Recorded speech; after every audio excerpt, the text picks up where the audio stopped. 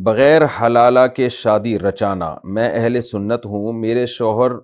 مجھ سے 20 سال بڑے ہیں، مجھے یہ بتایا گیا کہ وہ بھی اہل سنت ہیں۔ مجھ سے پہلے انہوں نے ایک شادی کی تھی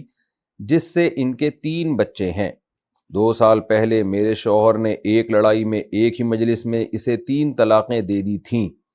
اب تقریباً 2 سال بعد میرے شوہر نے اسی عورت سے بغیر حلالے کے کسی اہل حدیث مفتی سے فتویٰ لے کر نکاح کر لیا ہے۔ 2 ماہ سے میرا شوہر اس کے ساتھ رہ رہا ہے، کیا بغیر حلالے کے یہ نکاح جائز ہے؟ نیز جب میں نے اپنے شوہر کو سمجھانے کی کوشش کی تو اس نے کہا کہ میں کسی فرقے کو نہیں مانتا، نہ میں سنی ہوں نہ اہل حدیث ہوں، میں صرف مسلمان ہوں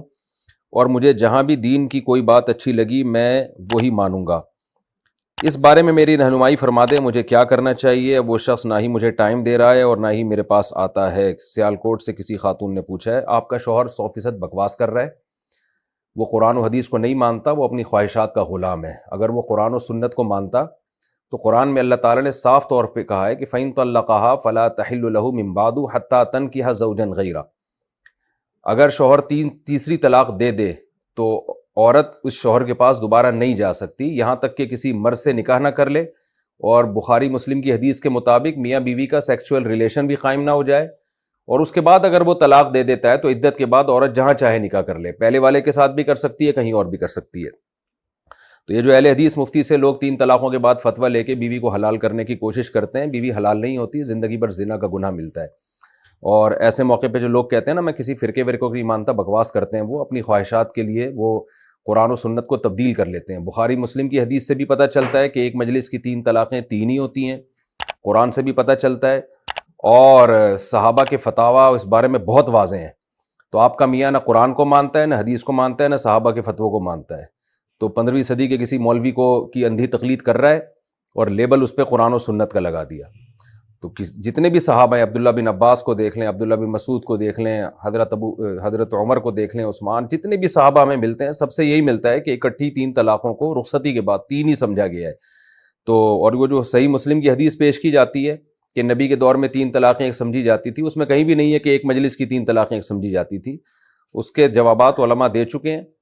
کہ زمانے جاہلیت میں 3 طلاقیں ایک سمجھی جاتی تھیں، تو بہت سے صحابہ کو علم نہیں تھا تو وہ 3 کو ایک ہی سمجھتے تھے، یعنی ایک کا مطلب اس میں رجوع کا حق سمجھا جاتا تھا۔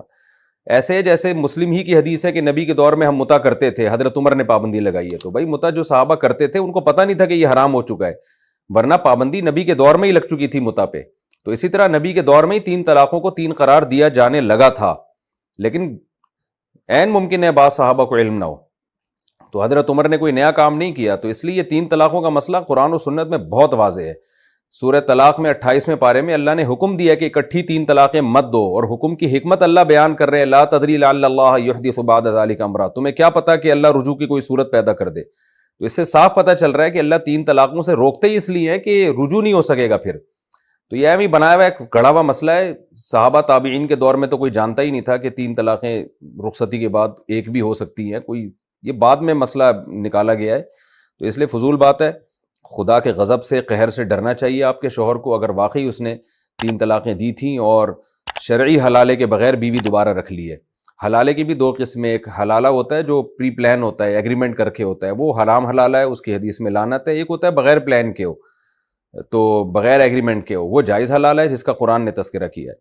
تو خدا کے غضب سے ڈرنا چاہیے، اور ایسے موقع پہ جو یہ فضول بکواس کرتے ہیں نا لوگ کہ میں فرقے ورقے کو نہیں مانتا، یہ جھوٹ بول رہے ہوتے ہیں، یہ کسی خاص فرقے کو فالو کر رہے ہوتے ہیں اور قرآن و حدیث کے سارے دلائل انہوں نے ایک طرف رکھ دیے ہوتے ہیں، اور وہ اصل میں فالو کر رہے ہوتے ہیں اپنی خواہشات کو، خواہشات کے غلام ہوتے ہیں یہ۔